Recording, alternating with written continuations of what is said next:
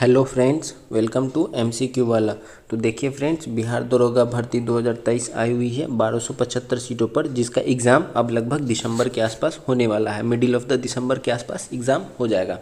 तो इसी क्रम में जो हमारा प्रैक्टिस सेट चल रहा है रुक्मणी पब्लिकेशन का, जिसमें कुल 30 प्रैक्टिस सेट दिए हुए हैं और अभी तक हमने 26 कंप्लीट करा दिए हैं। आपने नहीं देखा है तो जाके प्लेलिस्ट में सारी वीडियोस को अच्छे से देख लीजिए और चेक कर लीजिए कि आपका कौन सा सेक्शन वीक है, कौन सा स्ट्रॉन्ग है। इससे आपको फ़ायदा होगा कि एग्ज़ाम के समय में दिक्कत नहीं होगा। और आज की सेशन में हम देखेंगे सेट नंबर 27 को, और इसमें भी करंट अफेयर्स के क्वेश्चंस हैं जो कि वीडियो के लास्ट में होते हैं। तो वीडियो के अंत तक आप लोग बने रहिएगा।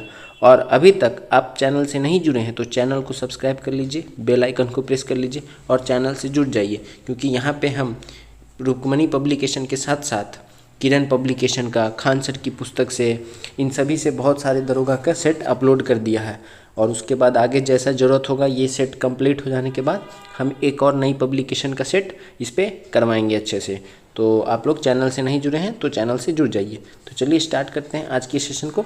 Set number 27, question number 1, flora, fauna और एवियन जीवों के लिए आश्चर्यजनक खतरे परिपूर्ण नामदफा वन्यजीव अभ्यारण्य कहाँ पर स्थित है। तो मेनली ये पूछ रहा है कि नामदफा जो वन्यजीव नेशनल पार्क ये कहाँ पे है।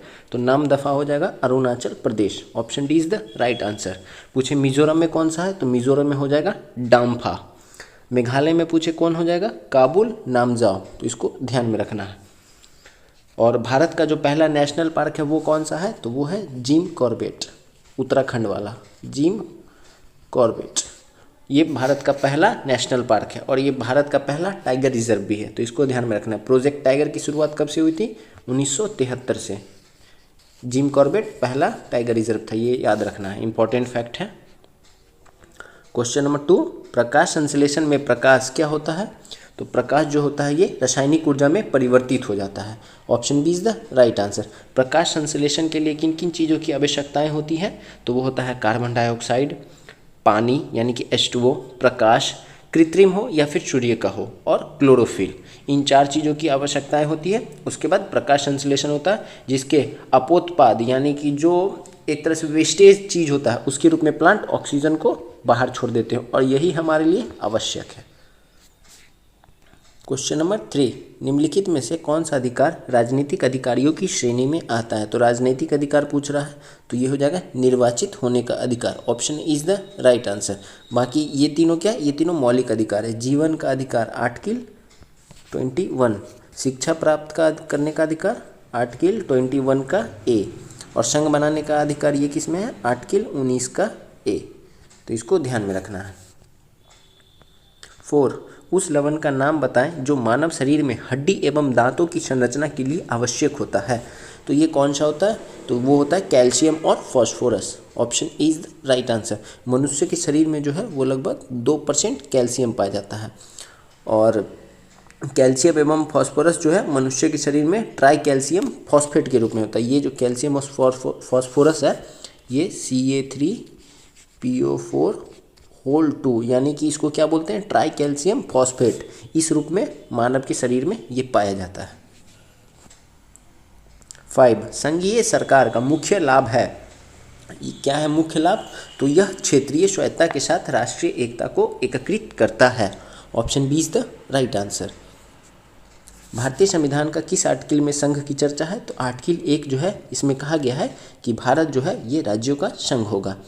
और ये कहाँ से लिया गया, ये 1935 का जो भारत शासन अधिनियम है उसी से। आपको पता होगा कि हमारे संविधान का लगभग 80% जो भाग है ये 1935 का भारत शासन अधिनियम से ही लिया गया है। वहीं पे पहली बार केंद्र में द्वैध शासन की स्थापना की गई थी और प्रांत में समाप्त किया गया था। और भारत की जो कार्यपालिका शक्ति होती है वो किस में निहित होती है, तो हमारे प्रेसिडेंट में होती है। इन बातों को भी याद रखना है।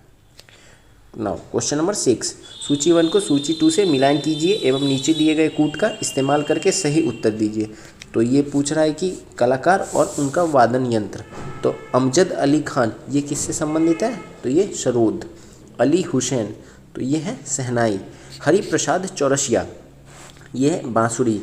और बच गए अल्लाह रखा तो ये हो जाएंगे तबला। तो कौन सा कूट सही हो जाएगा इस हिसाब से, कूट सी इज द राइट आंसर। 7, 3 मंदिर शिवाडाल, विष्णुडाल और देवीडाल असम में किस जगह स्थित है?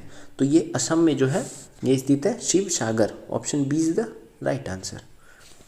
8, विषाणु द्वारा मनुष्य में निम्नलिखित बीमारी पैदा होती है, यानी विषाणु के द्वारा कौन सा चीज़ प्रभावित, मतलब कौन सी बीमारी पैदा होती है विषाणु के द्वारा?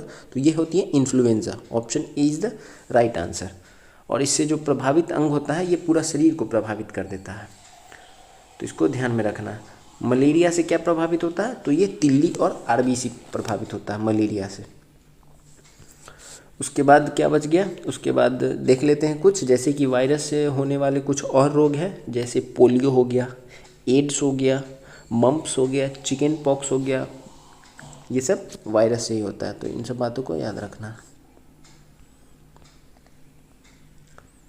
9, ट्रेडमार्क निम्नलिखित की तरह परिभाषित होती है, तो ये अपने उत्पाद को दूसरों से भिन्न करने के लिए निर्माण द्वारा अपनी वस्तु पर लगाया गया निशान होता है। नहीं बोलते हैं सोना के पीछे जो हॉलमार्क होता है, तो ये निर्माता के द्वारा लगाया जाता है। Option D is the right answer. 10, cloning पद निम्नलिखित से संबंधित होता है। क्लोनिंग किससे संबंधित है? ये संबंधित है जनन विज्ञान से। Option B is the right answer. पूछे कि क्लोनिंग का पिता किसे कहते हैं? तो इयान बिलमुट को कहा जाता है, और इन्होंने एक प्रथम ये प्रयोग किया था, और इसके तहत इन्होंने एक भेड़ के बछड़े को बनाया था जिसका नाम रखा था डॉली। क्लोनिंग का पहला जो बछड़ा था वो था डॉली। 11, सूची 1 को सूची 2 से मिलान कीजिए एवं कूट का प्रयोग कर सही उत्तर का चयन।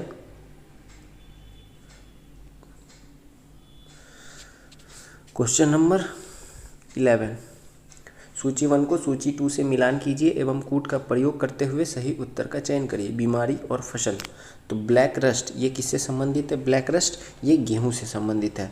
स्टेम रॉट ये संबंधित है चावल से। वाइट रस्ट ये संबंधित है सरसों से। और अर्ली बाइट ये आलू से। तो कौन सा कूट से हो जाएगा? कूट B is the right answer. 12, अकबर को एक सच्चा महान प्रशासक के रूप में सिद्ध करने के लिए निम्नलिखित में से कौन सा कथन अति मुख्य है? तो ये हो जाएगा सही कथन, इसमें हो जाएगा कि इन्होंने प्रशासन में एकरूपता तथा सभी धर्मों के बीच संभाव स्थापित करने का प्रयास किया था। तो option C is the right answer. अकबर के द्वारा एक नया धर्म भी स्थापित किया गया था, दीन-ए इलाही, तो इसको ध्यान में रखेंगे। 1582 में दीन-ए-इलाही। 13, रासलीला याओसंग लाई चाराई ओबा त्यौहार किस राज्य का है? तो ये जो त्यौहार है ये है मणिपुरी लोगों का। Option C is the right answer. आसामी लोग जो है ये कौन सा त्यौहार मनाते हैं? तो बिहू हो गया, बिछुआ हो गया, नट पूजा हो गया। पूछे कि करबी लोग, तो इन लोग के द्वारा जैसे झारखंड के क्षेत्र में इन लोग के द्वारा अलग अलग नृत्य किया जाता है। और बोडो लोग, तो बोडो लोग जो होते हैं ये कहाँ पे पाए जाते हैं? मेघालय के क्षेत्र के आसपास पाए जाते हैं। इनका लोक नृत्य है बांग्ला, लाहो, ये सब ध्यान में रखेंगे। 14, फंजाई यानी कि कवक जगत के संदर्भ में निम्नलिखित कथनों पर विचार कीजिए। पहला, इस जगत में जीव मृतजीवी होते हैं, तो ये सही बात है। इस जगत की कुछ प्रजातियां साइनोबैक्टीरिया के साथ सहजीवी संबंध दर्शाती है, तो ये भी सही बात है। फंजाई में उपस्थित कोशिका भित्ति काइटिन की बनी होती है, तो ये भी सही बात है। इस हिसाब से option D is the right answer.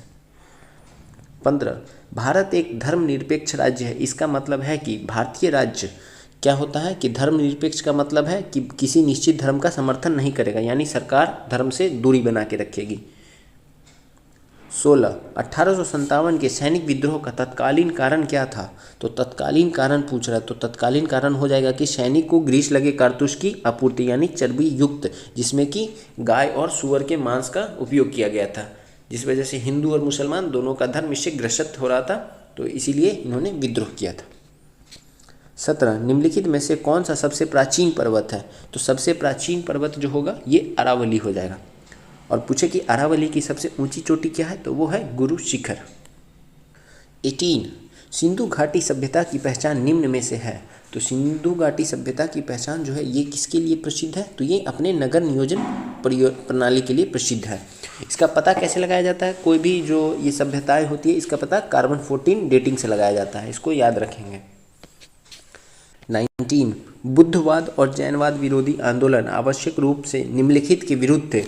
तो ये जो विरुद्ध थे ये ब्राह्मण के रिवाजों तथा औपचारिकताओं के विरुद्ध थे। Option B is the right answer. 20 विद्युत मोटर परिवर्तित करती है, किसको परिवर्तित करती है? तो विद्युतीय ऊर्जा को यांत्रिक ऊर्जा में। Option D is the right answer. 21 कोशिका में तत्कालीन ऊर्जा प्राप्त के लिए निम्नलिखित में से क्या लिया जाता है? तो तत्कालीन पूछ रहा है, यानी इंस्टेंट एनर्जी के लिए हमेशा क्या हम लेते हैं? ग्लूकोज लेते हैं। ये कार्बोहाइड्रेट का फॉर्म होता है, इसको ध्यान में रखेंगे। और प्रोटीन जो होता है हमारे शरीर के निर्माण में लाभदायक होता है, लगभग 15% प्रोटीन की आवश्यकता होती है। 22 भारत में शंकुधारी वन कहाँ पाए जाते हैं? तो शंकुधारी वन जो है ये हिमालय के क्षेत्र में पाए जाते हैं। Option C is the right answer. 23 हम मानव जीवन से भ्रष्टाचार को हटा सकते हैं निम्नलिखित के द्वारा। तो कैसे हटा सकते हैं? तो निजी संपत्ति का उन्मूलन करके। Option B is the right answer. आपने सुना होगा CBC, ये क्या है? फुल फॉर्म है केंद्रीय सतर्कता आयोग। पूछे कि इसके अध्यक्ष कौन है? तो प्रवीण कुमार श्रीवास्तव, इसको ध्यान में रखेंगे। 24 किसने कहा है एक पिंड विरामावस्था में तब तक रहेगा जब तक कि बाहरी बल पिंड पर कार्य नहीं करता हो? तो ये किसका नियम है? ये न्यूटन का पहला नियम है। Option A is the right answer. Einstein का क्या? आइंस्टीन का एक फेमस फॉर्मूला है E = mc², इसको ध्यान में रखेंगे। आर्किमिडीज क्या है? तो ये उपलावन बल का सिद्धांत तथा आपेक्षिक घनत्व का सिद्धांत दिया था। और गैलीलियो ने क्या किया था? दूरबीन का आविष्कार। 25 कृषि की पैदावार तथा कुटीर उद्योग में बाधा बढ़ती है निम्नलिखित के द्वारा। ये निरक्षरता के द्वारा। Option C is the right answer. और भारत में जो है कौशल विकास मंत्रालय की स्थापना कब की गई थी? तो ये 2014 में की गई थी, इसको ध्यान में रखेंगे। नाउ 26 स्वतंत्रता के बाद भारतीय लोकतंत्र के समक्ष मुख्य चुनौती है, तो ये कौन सी थी? ये थी शांति बनाए रखना। Option C is the right answer.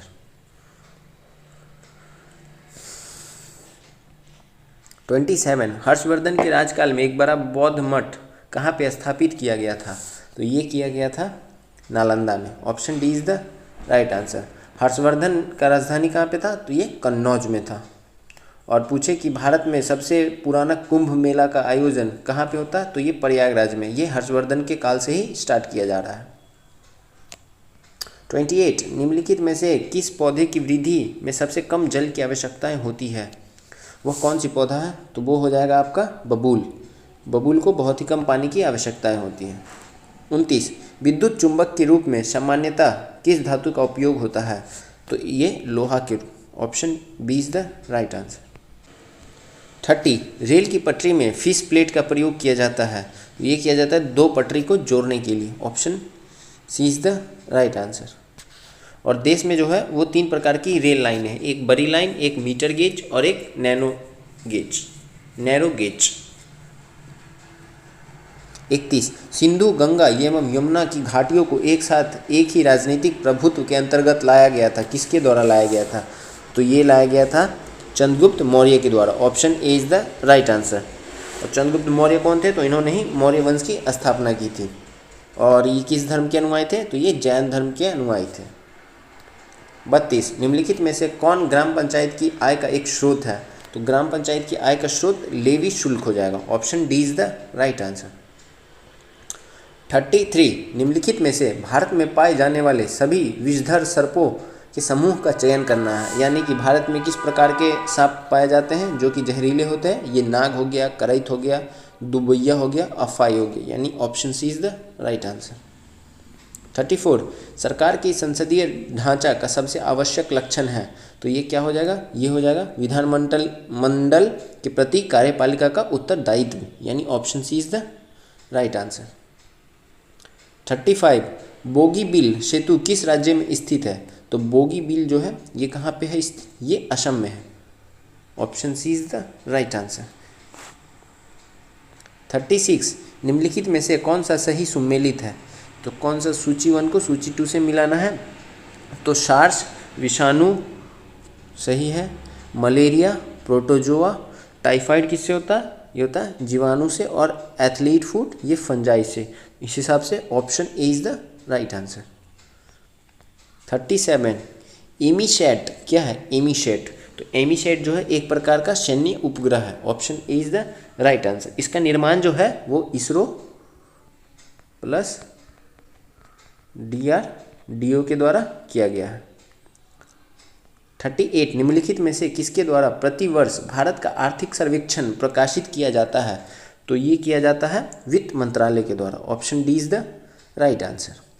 39 British general जिसने हैदर अली को पोर्टो नोवा के युद्ध में हराया था, ये कौन था? तो ये sir Eyre Coote. Option B is the right answer. और द्वितीय मैसूर युद्ध में ही हैदर अली की मृत्यु हो गई थी, जिसके बाद टीपू सुल्तान कमान को संभालते हैं, और द्वितीय आंग्ल मैसूर युद्ध जो है ये मंगलौर की संधि के तहत समाप्त होता है। 40 एक थैले में लाल और हरी गेंदों का अनुपात 38:5 है। यदि 6 और लाल गेंदें थैले में डाल दी जाए तो लाल और हरी गेंदों का अनुपात 8:3 हो जाएगा। थैले में हरी गेंदों की संख्या कितनी होगी? तो राइट आंसर जो होगा वो हो जाएगा 45/37। Option C is the right answer. 41 computer शब्दकोश में CD अक्षरों का प्रयोग किसके लिए किया जाता है? तो ये किया जाता है compact disc. Option A is the right answer. पूछे कंप्यूटर का पिता किसे कहा जाता है? वो चार्ल्स बेबेज को। 42 तूफानी चालीसा के बारे में निम्नलिखित कथनों पर विचार कीजिए। ये उत्तरी और दक्षिणी गोलार्धों में निर्बाध बहती है, तो ये क्या हो जाएगा? ये गलत हो जाएगा। ये बड़ी शक्ति और स्थिरता से बहती है, तो ये सही है। इनकी दिशा सामान्य तौर पर दक्षिणी गोलार्ध में उत्तर पश्चिम से पूर्व की ओर होती है, तो ये भी सही है। मेघाच्छादन आकाश, वर्षा और खराब मौसम इनके साथ सामान्यतः तौर पे संबंधित रहते हैं, तो ये भी सही है। इस हिसाब से हमारा जो सही आंसर होगा option B is the right answer. 43 निम्नलिखित में से कौन एक त्रिक्षारकी अम्ल है? तो ये क्या हो जाएगा? ये हो जाएगा फॉस्फोरिक अम्ल। Option D is the right answer. यह एक त्रिक्षारकीय अम्ल है। इसका फॉर्मूला क्या होता है फॉस्फोरिक अम्ल का? ये होता है H3PO4, याद रखेंगे। 44 पक्षमाभी पेशियाँ में धीरे धीरे दुर्बल होने तथा क्रिस्टलीय लेंस के लचीलेपन में कमी आने के कारण कौन सा दृष्टि दोष उत्पन्न होता है? तो ये जो दृष्टि दोष है इसे हम कहते हैं जरा दृष्टि दोष। Option B is the right answer. 45 peso किस देश की मुद्रा है? तो पेशो जो है ये है क्यूबा की मुद्रा। Option A is the right answer. और पूछे कि क्यूबा की राजधानी क्या हो जाएगी? तो ये हो जाएगा हवाना। जमैका की मुद्रा क्या है? तो ये जमैकन मुद्रा, वहाँ की मुद्रा का नाम ये जमैकन मुद्रा। बरमूडा की मुद्रा जो है ये है बरमूडियन डॉलर। और ग्रेनेडा इसकी मुद्रा क्या है? तो यह पूर्वी कैरेबिया डॉलर। 46 एक्स और वाई ने एक व्यवसाय आरंभ किया। एक्स ने 8,000 का निवेश किया, वाई ने 10,000 का निवेश किया। 6 महीने बाद जेड भी 6,000 के निवेश के साथ उस व्यवसाय में शामिल हो गया। यदि 3 वर्षों में 9,660 का लाभ होता है तो जेड का हिस्सा क्या होगा? ये पार्टनरशिप का क्वेश्चन है, तो आप लोग इसको सॉल्व करके देखेंगे। वैसे मैं बता देता हूँ, बहुत ज़्यादा हार्ड नहीं है ये। एक्स हो गया, वाई हो गया, जेड हो गया, तीनों का जो जितना जितना के लिए किया, यानी 3 वर्ष में पूछा है तो एक्स पहले से था तो ये कितना? ये 3 वर्ष तक रहा। वाई भी, ये भी 3 वर्ष तक रहा, तो ये 10,000 के साथ आया था तो 3 वर्ष तक रहा, यानी 36 महीना। और ये 6 महीने के बाद आता है और ये कितना रुपये लेके आता है? 6,000 रुपये लेके आता है, तो ये 30 महीना हो जाएगा। अब क्या बोल रहा है कि 3 वर्ष में कुल लाभ पूछ रहा है, तो 3 वर्ष में जो कुल लाभ हो जाएगा वो हो जाएगा, क्या बोल रहा है? 8 + 10 + 5, यानी कि क्या कर रहा है कि इसका रेशियो निकाल रहा है 3 0 से 3 0 से 3 0 से, तो 8 + 10 + 5। उसके बाद क्या करेंगे कि तीनों का जो मतलब ये 8,000 × 36 आया था, 10,000 × 36 और 6,000 × 30, इन तीनों का जब रेशियो निकालेंगे तो 8:10:5 आएगा। तीनों को जोड़ेंगे तो ये आएगा 23। 23 का मान हमारे पास दिया हुआ है 9,660, यानी एक का मान कितना हो जाएगा? 420। अब क्या पूछ रहा है? 5 का मान पूछ रहा है, यानी कि सी जेड का पूछ रहा है, जेड का हिस्सा कितना होगा? तो 420 को 5 से मल्टीप्लाई कर देंगे तो ये आ जाएगा 2100। Option B is the right answer. 47 वृक्क एक एंजाइम स्रावित करता है जो प्लाज्मा प्रोटीन एंजियोटेंसिनोजन को एंटीओटेंसिन में परिवर्तित कर देता है। यह एंजाइम क्या है? तो यह जो एंजाइम होता है ये होता है renin. Option E is the right answer. Renin का काम क्या है? तो ये रक्त दाब को भी नियंत्रित करता है, इसको भी ध्यान में रखेंगे। और दूध के पाचन वाला भी एंजाइम रेनिन को ही कहते हैं।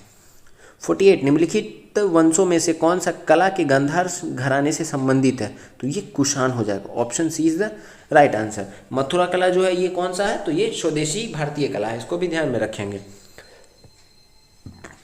और कुषाण वंश का संस्थापक कौन हो जाएगा? कुजुल कन्फिडिश।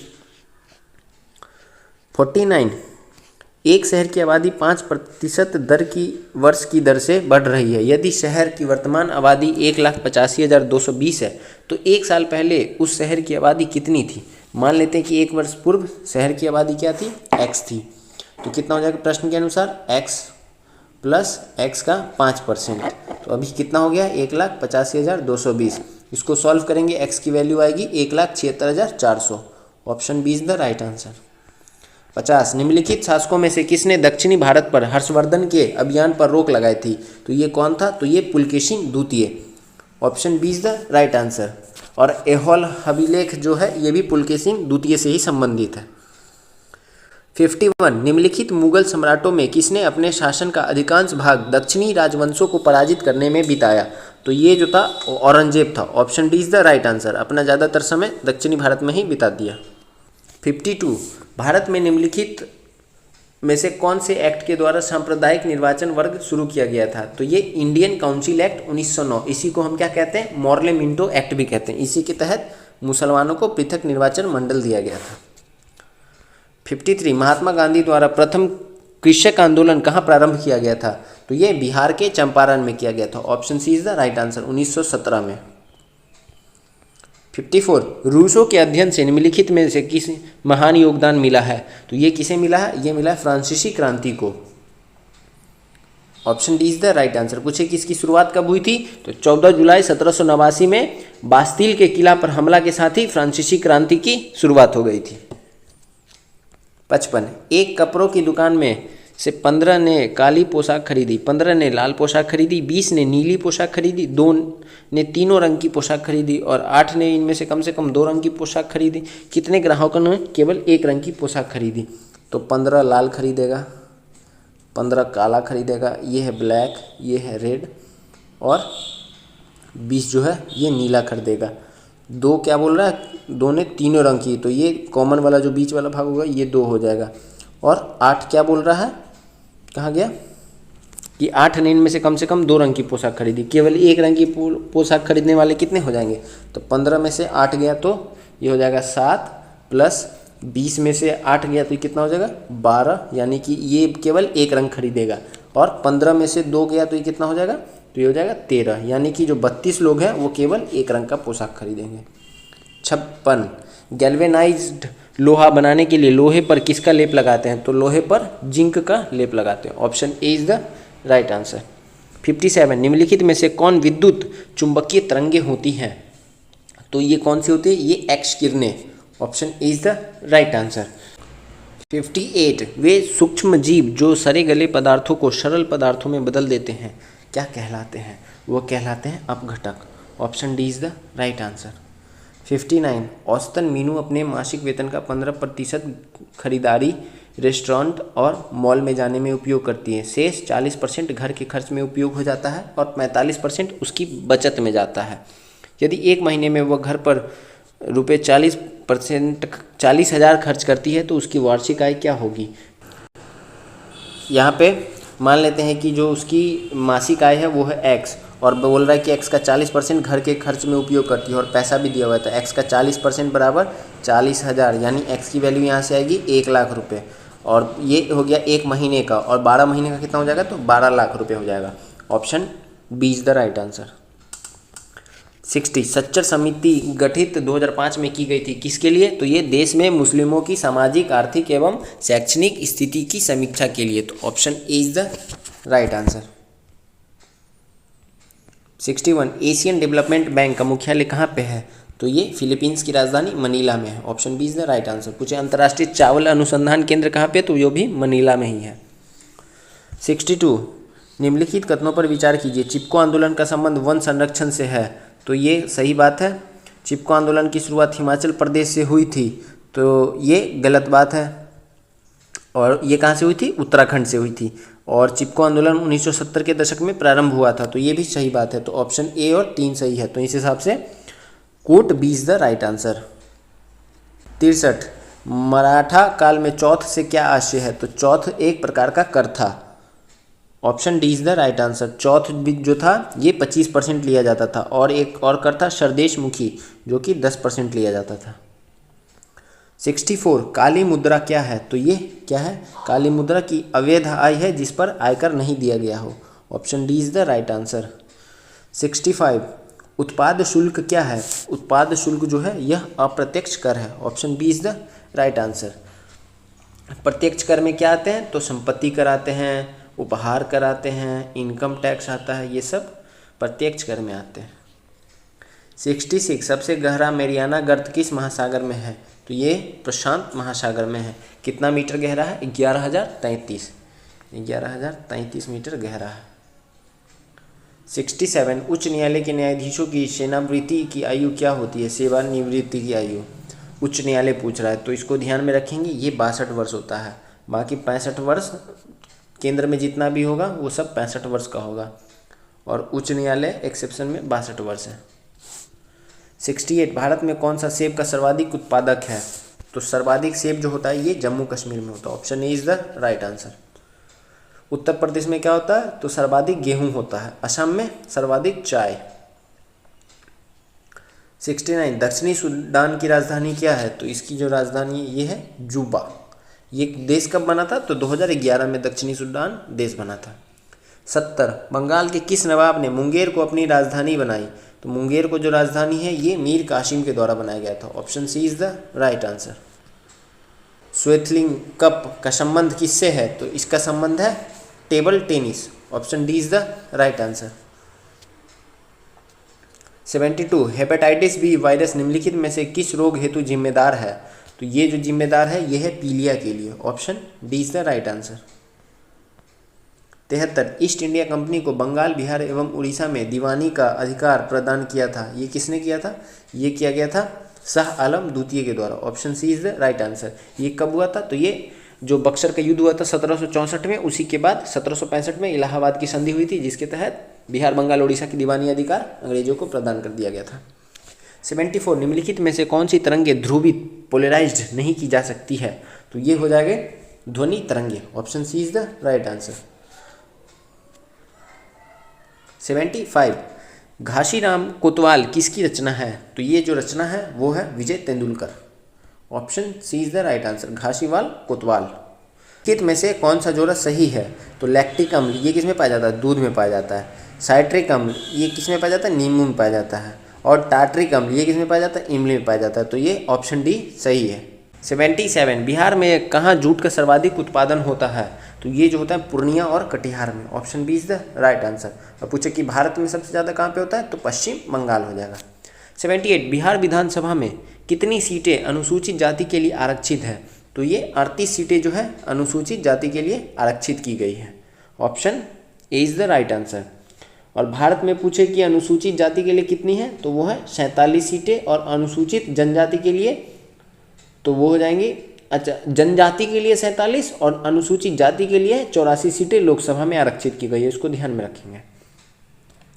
79, जठर रस का पीएच मान कितना होता है? तो जठर रस का जो पीएच मान होता है वो होता है आपको 1.8। बहुत ही अम्लीय होता है जठर रस। 80, निम्न में से कौन शरीर की दूसरी बड़ी ग्रंथि है? तो शरीर की दूसरी बड़ी ग्रंथि कौन हो जाएगा? ये हो जाएगा आपका अग्नाशय। Option C is the right answer. 81, निम्न में से किसके अध्ययन में पंचांग सुधार समिति का गठन किया गया था? ये Meghnath Saha. Option C is the right answer. इन्हीं की अध्यक्षता में पंचांग सुधार समिति का गठन किया गया था। 82, निम्न में से किस तिथि को राष्ट्रीय समुद्री दिवस मनाया जाता है? तो ये मनाया जाता है 5 अप्रैल को। Option C is the right answer. 3 मार्च को क्या मनाया जाता है? तो वन्यजीव दिवस मनाया जाता है। 21 मार्च को क्या मनाया जाता है? विश्व वानिकी दिवस। और 2 अप्रैल को तो विश्व ऑटिज्म चेतना दिवस। अब है करेंट अफेयर्स के क्वेश्चन, तो आप लोग वीडियो के लास्ट तक बने रहिएगा। तो चलिए देखते हैं हम 83 नंबर। बजट 2023-24 में किस वर्ष तक भारत को एनीमिया मुक्त करने की लक्ष्य घोषित किया गया है? तो ये किया गया है आपका 2047 तक। Option C is the right answer. 84 हाल ही में अडानी ग्रुप द्वारा हाइफा बंदरगाह का अधिग्रहण 1.2 अरब डॉलर में कर लिया गया है। हाइफा बंदरगाह कहाँ स्थित है? तो हाइफा जो है ये है इजराइल में। ऑप्शन आप लोग देख रहे होंगे कि हर सेट में इजराइल से क्वेश्चन आ रहा है क्योंकि हॉट टॉपिक है अभी इजराइल। 85 फरवरी 2023 में अंतर्राष्ट्रीय सौर गठबंधन फ्रेमवर्क पर हस्ताक्षर करने वाला देश है। तो ये कौन देश बन गया है? ये बन गया है Congo Republic. Option A is the right answer. अंतर्राष्ट्रीय सौर महागठबंधन फ्रेमवर्क का मुख्यालय कहाँ पे? तो ये गुरुग्राम हरियाणा में, इसको भी याद रखना है। 86 56वां ज्ञानपीठ विजेता नीलमणि फुकन किस भाषा से संबंधित कवि थे जिनका हाल ही में निधन हो गया? तो इनका जो निधन हो गया ये किस भाषा से थे? असमिया भाषा से थे। Option C is the right answer. 57वां किसको मिला, यानी कि 57 57वां? तो ये मिला है दामोदर मौजा को, इसको भी याद रखेंगे। 87 कितने भारतीय शांति सैनिकों को मरणोपरांत संयुक्त राष्ट्र पदक 2023 से सम्मानित किया जा रहा है? तो ये किया जा रहा है 3 भारतीय सैनिकों को। Option B is the right answer. 88 संयुक्त राष्ट्र जलवायु परिवर्तन सम्मेलन COP28 कहाँ आयोजित होगा? तो COP28 का जो आयोजन है इस वर्ष संयुक्त अरब अमीरात में किया जा रहा है। 89 स्क्वैश विश्व कप 2023 खेल की मेजबानी भारत के किस शहर में किया जाएगा? तो स्क्वैश वर्ल्ड कप जो होगा ये कहाँ पे होगा? ये होगा आपको चेन्नई में। Option A is the right answer. 90 हाल ही में तिब्बती बौद्ध धर्म के पारंपरिक कार्यक्रम में नव वर्ष की शुरुआत का महोत्सव लोसार महोत्सव कहाँ पे मनाया गया है? तो लोसार हमेशा लद्दाख में मनाया जाता है। Option B is the right answer. 91 project Akash तीर के तहत रक्षा मंत्रालय ने किसके साथ एक समझौता किया है? तो ये जो समझौता है ये किया गया बेल के साथ। Option A is the right answer. ये क्या है बेल? तो भारत इलेक्ट्रॉनिक्स लिमिटेड, इसके तहत रक्षा मंत्रालय ने इसके साथ समझौता किया। 92 ब्रिक्स न्यू डेवलपमेंट बैंक का नया अध्यक्ष किसे चुना गया है? तो ये मार्कोस ट्रायोजो। Option C is the right answer. 93 FIFA द्वारा सर्वश्रेष्ठ पुरुष फीफा फुटबॉलर पुरस्कार 2022 का विजेता किसे चुना गया है? तो इस वर्ष जो है ये मिला है लियोन मेसी को। 94 हाल ही में इसरो द्वारा लॉन्च भारत का पहला निजी तौर पर विकसित रॉकेट कौन है? तो ये कौन हो जाएगा? ये है Vikram S. Option D is the right answer. और ये किस कंपनी के द्वारा तैयार किया गया? तो ये स्काई रूट के द्वारा तैयार किया गया है। 95 किस राज्य ने संयुक्त राष्ट्र पर्यावरण कार्यक्रम UNEP के साथ मिलकर शहरी शीतलन कार्यक्रम विकसित करने हेतु समझौता ज्ञापन पर हस्ताक्षर किए हैं? तो ये कौन सा राज्य है? ये है Tamil Nadu. Option D is the right answer. 96 संयुक्त राष्ट्र संघ द्वारा दुनिया भर में पहली बार विश्व समुद्री घास दिवस मनाया गया है। ये कब मनाया गया? तो ये मनाया गया 1 मार्च को। Option B is the right answer. 97 हाल ही में भारत के तीसरे मुस्लिम सर्वोच्च न्यायालय के मुख्य न्यायाधीश का निधन हो गया। तो ये कौन थे? तो ये जो थे ये थे Aziz Mushabber Ahmadi. Option C is the right answer. 98 संयुक्त राष्ट्र मानवाधिकार परिषद के 52वें सत्र के दौरान वॉर एंड वुमेन पुस्तक का विमोचन किया गया। इस पुस्तक के लेखक कौन है? तो इस पुस्तक को किसने लिखा है? वॉर एंड वुमेन को लिखा है डॉक्टर MA हसन। इंपॉर्टेंट है वॉर एंड वुमेन, याद रखना है। 99 किस राज्य ने आदिवासी गांवों को मुख्य सड़क से जोड़ने हेतु भगवान बिरसा मुंडा जोरस्ते योजना की शुरुआत की है? तो ये किया गया है महाराष्ट्र सरकार के द्वारा। Option B is the right answer. Last question number 100 हाल ही में क्वाड देशों के प्रमुख नेताओं का सम्मेलन 2023 में कहाँ पे आयोजित किया गया है? तो ये जापान के हिरोशिमा में किया गया। क्वाड में कौन कौन है? तो भारत है, जापान है, ऑस्ट्रेलिया है और अमेरिका है। तो इनको ध्यान में रखेंगे। तो आज ही हमारा सेट नंबर 27 कंप्लीट हुआ। फिर हम मिलेंगे अगले वीडियो में जिसमें हम सेट नंबर 28 को कंप्लीट करवाएंगे। तो तब तक के लिए आप चैनल से जुड़े रहिए और अभी तक सब्सक्राइब नहीं किए हैं तो सब्सक्राइब कर लीजिए, बेल आइकन को प्रेस कर लीजिए। बिहार दरोगा की अच्छी तैयारी के लिए आपको हमारे चैनल से जुड़े रहना आवश्यक है। तो चलिए मिलेंगे कल हम एक नए सेट में। तब तक के लिए थैंक यू। जय हिंद।